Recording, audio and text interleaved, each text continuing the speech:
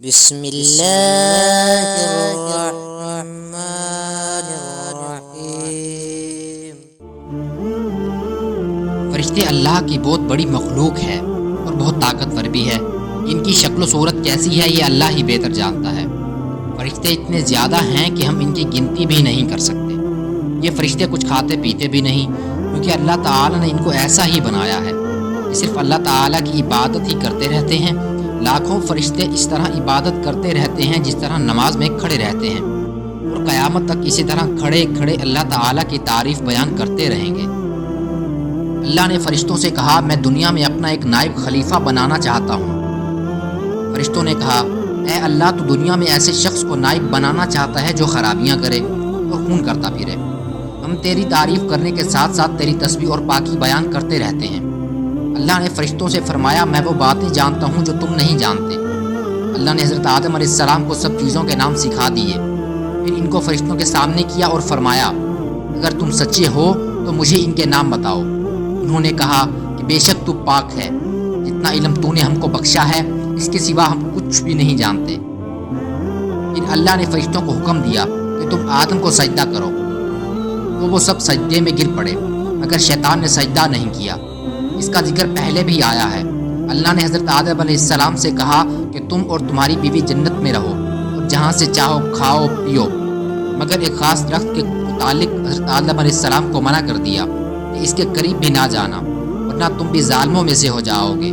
اس طرح اللہ نے حضرت آدم علیہ السلام کا امتحان لیا کہ دیکھیں یہ ہمارا کہنا مانتے ہیں یا بھول جاتے ہیں، اور شیطان کے بہکائے میں آ جاتے ہیں۔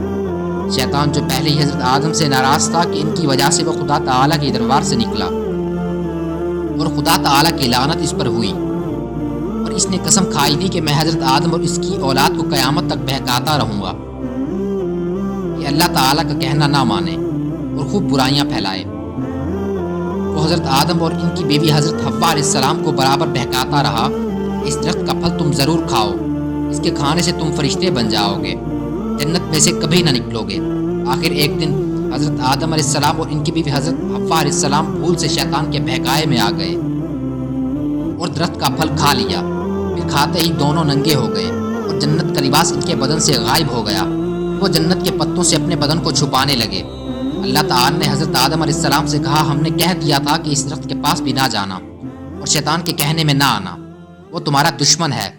تم اس کے کہنے میں آ گئے، اب تم اور حوا جنت سے چلے جاؤ اور دنیا میں جا کر رہو۔ حضرت آدم علیہ السلام کو جنت سے نکلنے اور شیطان کے بہکائے میں آنے کا بہت رنج ہوا، اور بہت عرصہ تک اللہ تعالیٰ سے معافی مانگتے رہے اور روتے رہے کہ اللہ تعالیٰ مجھے معاف کر دے۔ آخر اللہ کو رحم آیا اور حضرت آدم کو یہ دعا سکھائی کہ اے ہمارے رب، ہم نے اپنے اوپر بڑا ظلم کیا، تو ہم پر رحم نہیں کرے گا تو ہم بڑا نقصان اٹھانے والوں میں سے ہو جائیں گے۔ تو حضرت آدم نے یہ دعا بہت گڑ گڑا کر مانگی، اور اللہ تو بہت رحم کرنے والے ہیں۔ جب کوئی بندہ گناہ کر لیتا ہے اور سچے دل سے توبہ کر لیتا ہے کہ اے اللہ یہ گناہ مجھ سے غلطی سے ہو گیا، آئندہ ایسا نہ کروں گا، تو وہ معاف کر دیتے ہیں۔